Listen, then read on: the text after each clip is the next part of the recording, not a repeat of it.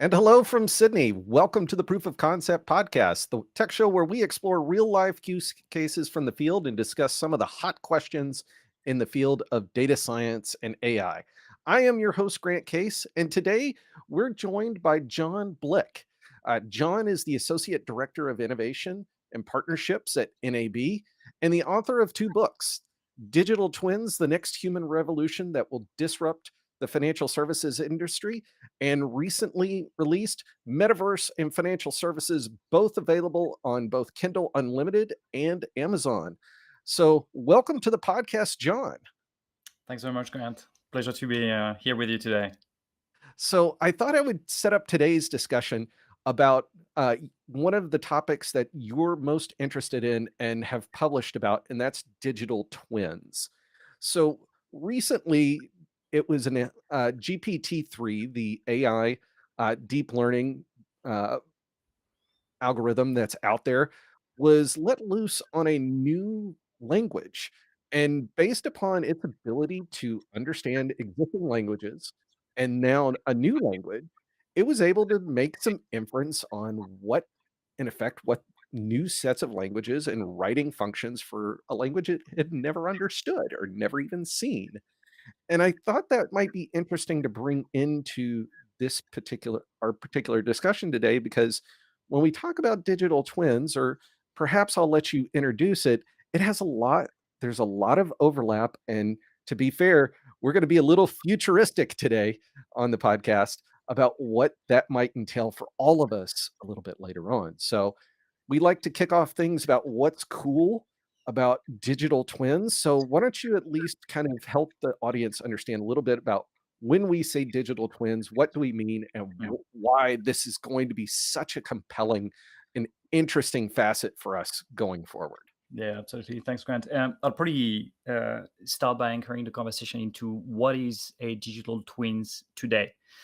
Um, it's not a new technology. It's been around for about 3 decades. And basically, a digital twin is a digital representation of a physical asset.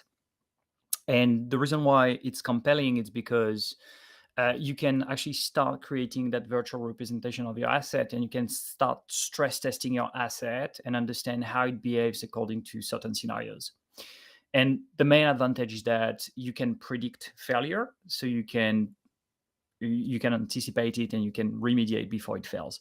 The best example I can give you is if you are managing energy plants, such as a nuclear plant, the last thing you want is to stop your nuclear plant because you have to change a part. So having a digital twin of your nuclear plant, understand to predict failure, understand how you should optimize its production, how you should optimize maintenance, and so on and so on. So really started about 3 decades ago in the heavy industry space. But what is absolutely fascinating is that from heavy industry, there's now applications into humans. So now we actually do have the technology to fully replicate you and create a digital twin of who you are. And we are going to explore the consequences of this, I suppose. Absolutely. Absolutely. So let's talk a little bit about sorry, I'm getting some feedback. Hold on one second. Okay. So let's talk a little bit about kind of delving a little bit into what the future of digital twins really is. So, one of the concepts in your books you talk about when you're talking about digital twins is the thought of consciousness. So, what we're doing today, my thought process, how I interact, how with the world, the context at which I bring decision making, being able to replicate that and what that might entail. So this has vast potential ways to impact us as a society. So can you talk a little bit about what you believe some of the benefits of those digital twins will be for us Absolutely. going? Absolutely. So, probably starting with how it's unveiling. Um, so, we have the technology today to replicate how you look like. It's not easy, but it's highly doable. So you can create a digital avatar that looks like you, Mhm. exactly like you, And this digital avatar on a screen like today between you and I where we're operating, this digital avatar can actually start picking up the micro expression of your face and answer your question, the question you may have, not only rationally, but also send you emotional signals and visual cues to send you the message that it understands what you are saying. What's really important here is 80% of the communication is actually nonverbal. So that technology is incredibly powerful when it comes to customer engagement or client engagement. But that's just for the physical representation of you as an avatar. And that's going to be incredibly helpful when we'll be talking about metaverse at some point. But it's not what's interesting. What's really interesting is that who you are can be digitally replicated. And by who you are, I mean the way you think. Because if you think about it, you are the byproduct of your emotions, you are the byproduct of your experience, you are the byproduct of your education, you are the byproduct of the environment you grew up in and evolved in. And all of that shape your thinking, and that thinking can be digitally replicated. Now, the consequences of that are absolutely massive because think about a world where, and a world we already operate within, where your physical presence is not needed, where you can work remotely absolutely all the time. Creating a digital twin of your expertise means that you can actually start putting that expertise available online 24/7. And the digital you can actually start representing yourself in the digital economy. And the digital you becomes a way for you to generate income. And that would become a key asset. And the book is articulated around that and what are the consequences for us as a society, but also looking deeply at what are the consequences for the financial services value chain. No, I think that's also one of the interesting things about when we talk about this. This isn't science fiction. It's So not. when we talk about machine learning models, what are machine learning models learning from? They're learning from, in effect, all of the transactions, all of the different decisions that have been made. When we think about even language, these are the sorts of we're just in effect taking lots and lots of data and applying that. One of the keys I came across an article by Gary Kasparov, the former our world champion chess manager or chess grandmaster. He talked a lot about kind of AI being this. You have to expose it to a lot of data, but the human intelligence is really building the context, and together both of those make that incredibly powerful. So when we talk about what we're talking about with digital twins, we're really talking how do we get that next level, that context? If I can take my set of decision making, what happens then? So what happens to me when Grant Case could have I could take everything of Grant Case and now I can be decision making decisions without even being there. What does that how does that impact us? Hmm. It's it's absolutely a fundamental shift. But just to double down on one point you made, this is not science fiction. Like some of the audience can think, "Oh, those guys are talking about 20 years, 30 years down the track." It's not.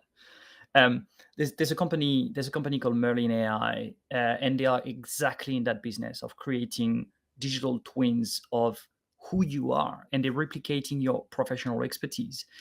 They are going as far as having a digital twin temp agency where you can actually register, and they will find work for you for your digital twin across the world. So um, it's not necessarily at scale today, but think about it from your perspective and think about it from the perspective of a society, of an advanced society. Western world, if you look at the ratio of service versus production in GDPs, 76% of the GDP is actually service driven. So it means that people like you, Grant, or people like me, we do not produce anything material or anything Mhm. tangible. We only produce ideas. And those ideas materialize into processes, into products, into services, and generate money. But if I can replicate that digitally, and my employers or my multitude of employers can benefit from my expertise from my digital twin, then physical John or physical Grant can spend their physical time doing something else. I'm gonna sit in Um, the I'm gonna be right behind that in that swimming pool behind you. That's where I'm gonna be. absolutely, absolutely. But that also brings up an interesting point because in our kind of pre-talk, we talked about this concept of what happens if, in effect, Grant Case, digital twin, who in nothing, the internet never forgets is the meme I always talk about. We're talking about my consciousness, this context being basically living in perpetuity. What does that mean from us from a you know, we talk a lot about things such as copyright, artists who have died, uh, the ability of their heirs to basically continue to monetize music, songs, books far beyond the life of the existing individual. What happens when we can do everybody can do that? I guess is a good question. Yeah, I think there's no answer to this at this stage, but there's a need for an answer, and there's a need for an answer pretty quickly. Because fundamentally, that's in our lifetime, we are going to experience the emergence of digital assets, and ownership of digital assets would be a key question. Um, how do you protect your IP, or how do you make it open source? You may decide that your expertise might benefit the world, and you don't want to monetize it and therefore offer it to the world. Or you might decide that actually your expertise is part of your digital legacy for your kids, and you want to protect this. But there's no legal framework for this. I guess the closest is the one that you've described around musical rights or artists passing away and leaving the right to their heirs to monetize their IP. Yeah. But I guess an interesting question, really, for me, when it comes down to this, is we were talking in our pre meeting about what happens when we have, let's say Elon Musk, Jeff Bezos, Bill Gates have, we're sitting 30 years down the road, and effectively their consciousness decide to come together, and we're going to create a new product. Who owns that at this point? And Yeah, again, it's not this isn't science fiction. I mean, if you'd asked somebody 20 years ago, will we be able to read every language and translate to every language? Would we be able to do with Dolly and being able to basically give it a set of instructions and it's building art? People would be thinking, yeah, that's pretty far out there, but we're talking about the same sort of thing here, we right? are. We are. And look, I think so. I'm an eternal optimistic. So my only hope is that this technology is actually used for the greater good. Mhm. Uh, think about it from this perspective. If we could digitize the knowledge, the experience, and the consciousness of the greatest minds who have ever walked the earth. I'm thinking Mahatma Gandhi, I'm thinking Nelson Mandela, I'm thinking Nikola Tesla, I'm Mhm. thinking Albert Einstein, and have them digitally present to help guide humanity in terms of crisis. We got a climate crisis, and we are just starting to understand what should we be doing. Hey, what about we use modern science and modern technology enhanced by the consciousness of and the expertise of those great minds to throw resources and try to find a solution. That's an option. and I hope that's the way society will use these sort of technologies. But on the same token, we cannot disregard the fact that it could be used for hegemony Mhm. or commercial dominance. That's a possibility as well.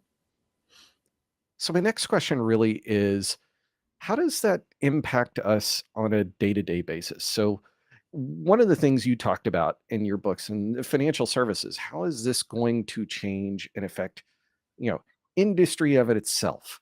Uh, how are we as, digital workers, how is this going to effectively change our life? You talked a little bit about that in your book. Can you kind of relay kind of what you see as what that might look like?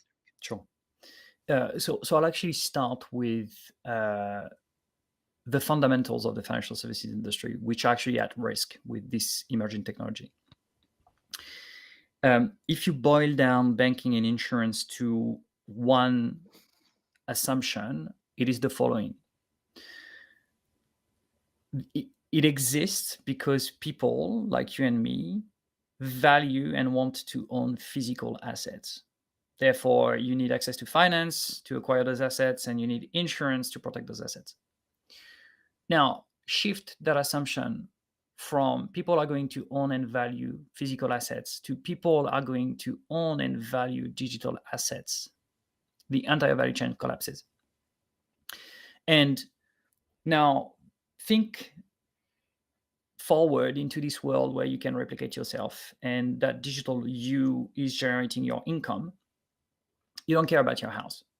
You don't care about your vehicles. You don't care about all the material stuff that you've acquired. The only thing you want to finance and protect is your digital twin, because your digital twin operates on your behalf and constitute a source of income through thousands of interactions 24/7 all across the world. I think just in general, if we start, I think in general, when we talk about this, I think about like, uh, you know, uh, workman's compensation, or, some sort of injury, injury insurance, right? Typically, I would take that out because I myself can't deal with that, right? If I am somehow disabled, I can't continue to work. If I have long-term disability insurance, what we're talking about here, what does that mean for like in the digital realm? What constitutes a long-term disability for my digital twin? Is it the shift and Yeah. change of an asset? Is it a shift and a change of the way things work? How does Yeah. that impact? Yeah. So look, this one of the impact could be that's especially relevant for the insurance industry. They would have to figure out a way to create algorithmic insurance product whereby they are saying, I certify that the knowledge, the experience, the expertise of digital John is actually grounded into some form of proof points. And therefore, uh, if digital John is being hacked and digital John cannot generate revenue for physical John, then here's an insurance product. So that's a very concrete use case of what could be uh, a mechanism of protection for your digital asset. Mhm. And what about and we talk a lot about digital assets. I think digital insurance products is a whole new ball of wax for everybody. It is. But if we're talking about digital assets, this is something that we're starting to see now. So if we start talking about NFTs and we start Yeah. talking about cryptocurrency, Bitcoin, etc., it's not as if this whole concept of digital assets it's here now. So I guess my question to you is, what will fundamentally change about, you know, just in general us when we talk about just assets? So if we're talking about asset allocation, obviously people, watch up in cryptocurrency go up and down, but typically that's because there is no, uh, you know, your it's fiat currency, and that it's ascribed to whatever the value is. Now we have a digital asset that effectively can create a revenue stream. Hmm. versus whereas, Bitcoin is what I'm willing to pay for it in the open Yeah, market.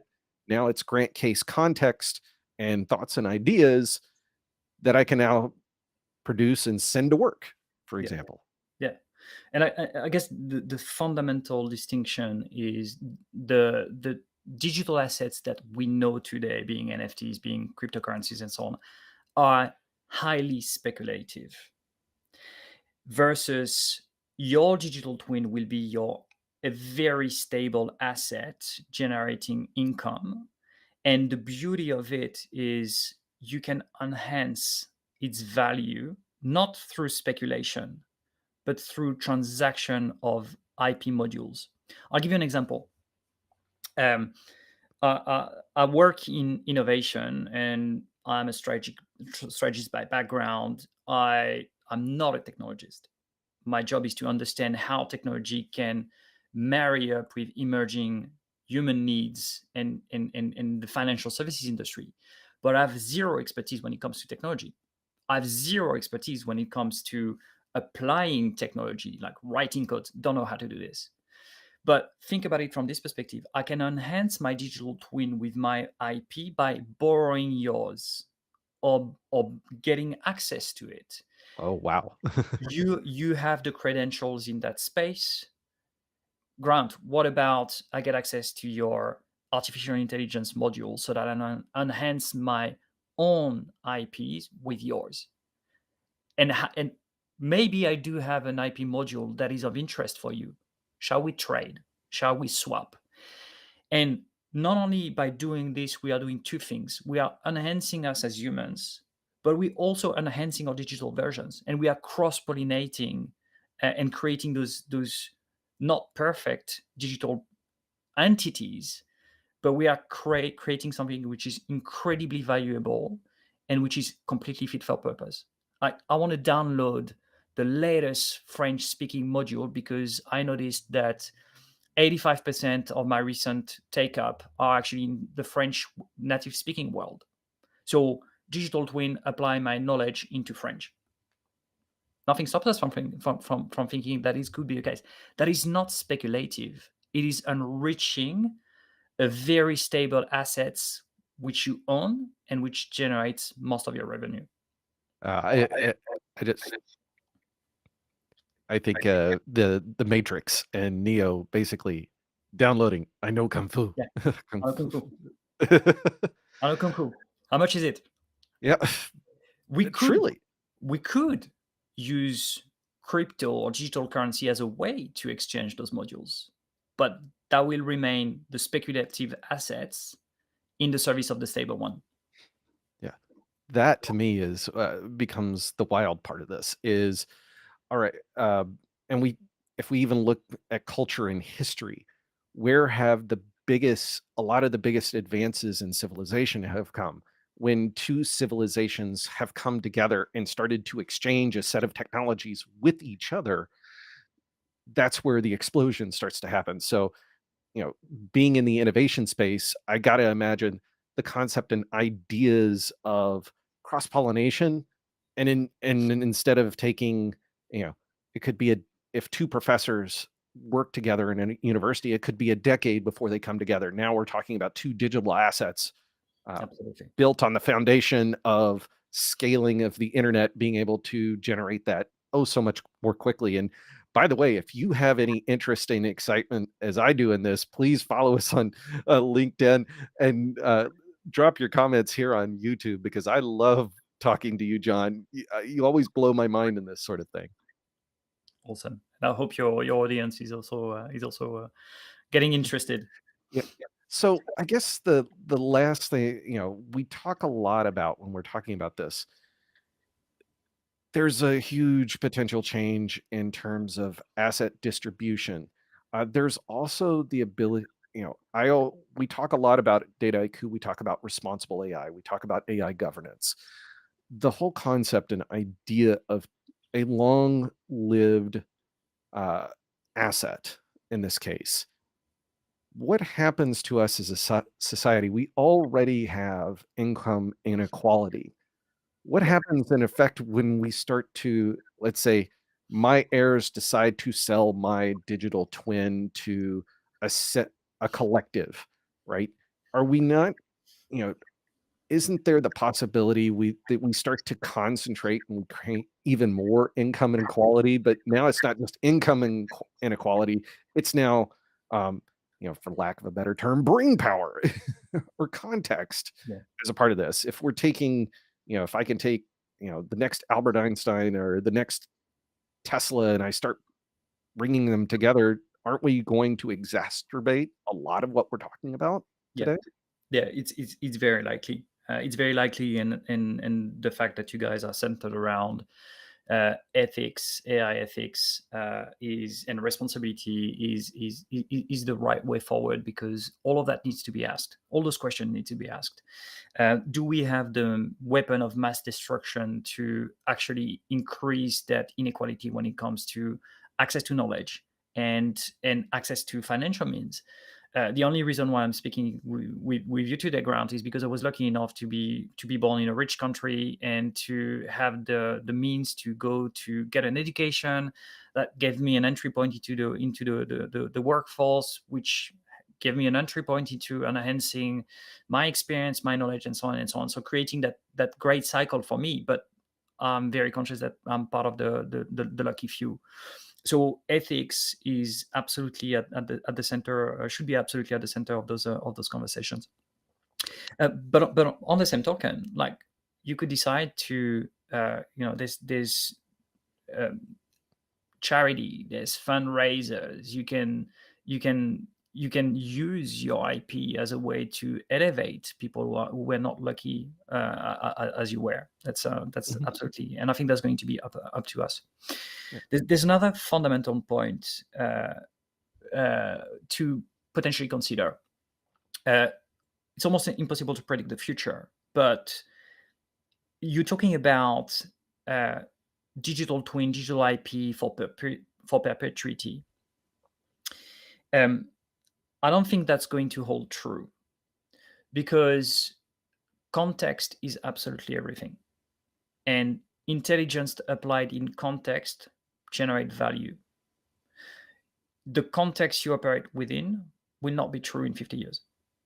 So digital John in 50 years will not be adapted to the reality of that time, because the mental framework of digital John would be anchored in the 2000s. Mhm.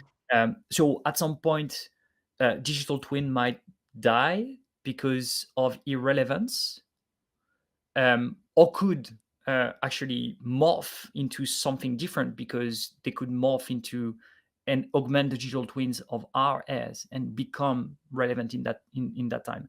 That's massive unknown. Yeah.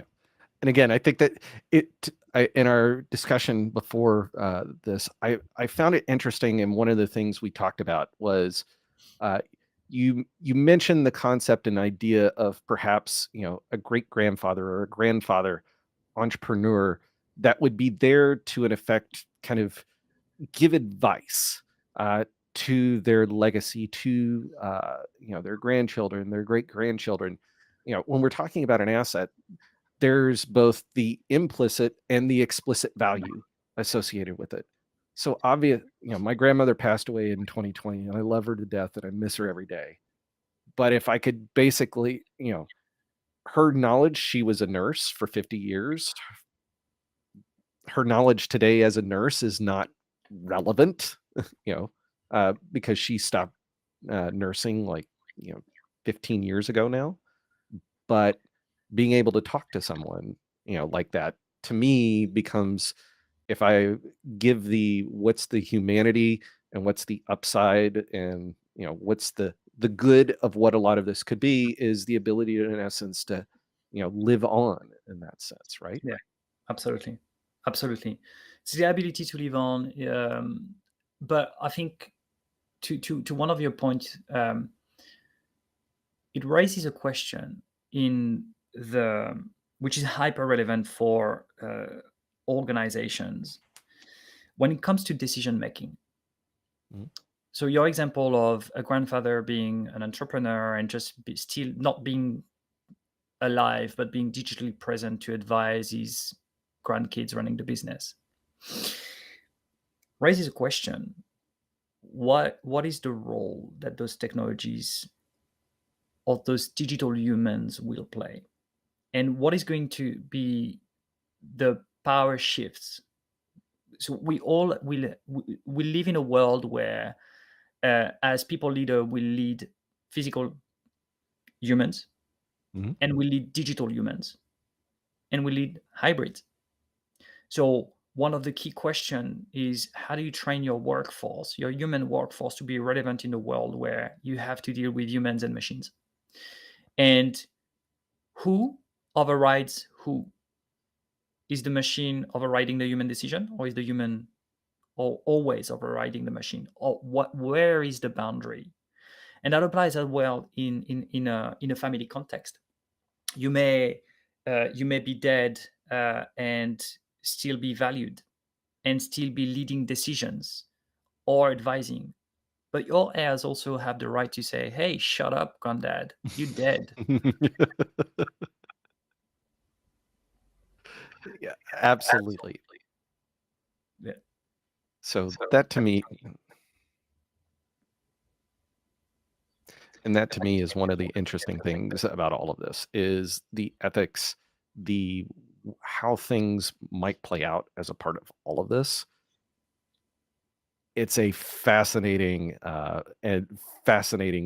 ideas, and typically we talk about predictions, but I almost don't even want to talk about predictions. But it's not necessarily what's going to happen in 10, 15, 20 years, but what's going to happen in the next 2 to 3 in your Mm, mind with mm. all of this. It's really interesting because, in my line of work, I'm always being asked, "Well, that sounds far in the future. So when is that becoming a problem or an opportunity for us?" And my answer is always the same. My answer is, it's not in the future, it's already there.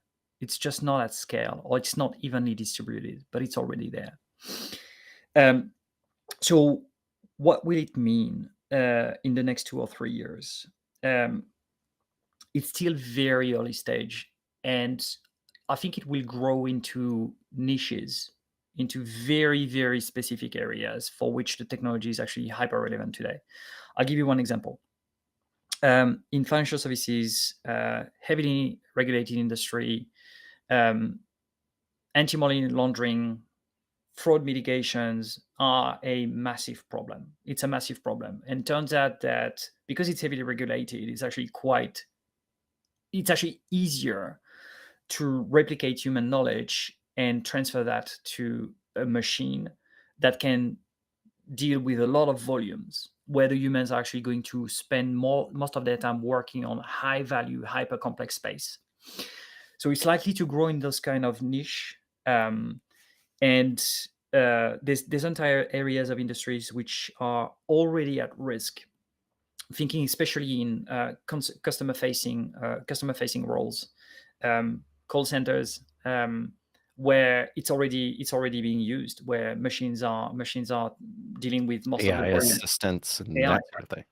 AI, but which is great because uh, you could easily assume that 80% of the volumes which are being received in a call center are actually always the same. It's low value, it's high volume, and it gives the opportunity for the human to spend meaningful time with customers, answering them on or advising them on complex problems, where human interaction is actually still Mhm. going to be the go-to. Um, but I think, going back to my earlier point, I think it's going to start in and scale in niche, and once the technology gets better and better, and there's an adoption, it's going to move into more complex spaces.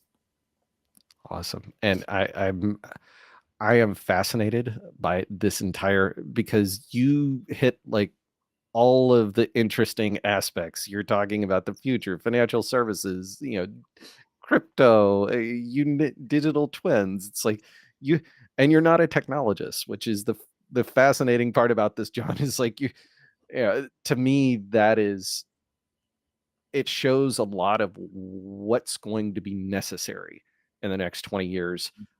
There's so much value in everyone and their expertise, whether that's a digital me or it's me myself. So I want to thank you for the conversation. And I want to thank everyone here on the Proof of Concept podcast. Please, if you have thoughts and opinions here, we'd love to hear them. Please follow us on LinkedIn, drop some comments on YouTube. Take care. Thanks. Thank you, John. Please pick up his 2 books, The Digital Twins, the Human Revolution that will disrupt the services industry, and also financial services and the metaverse. So thank you so much, John, and take care, everybody. Thanks very much, Grant.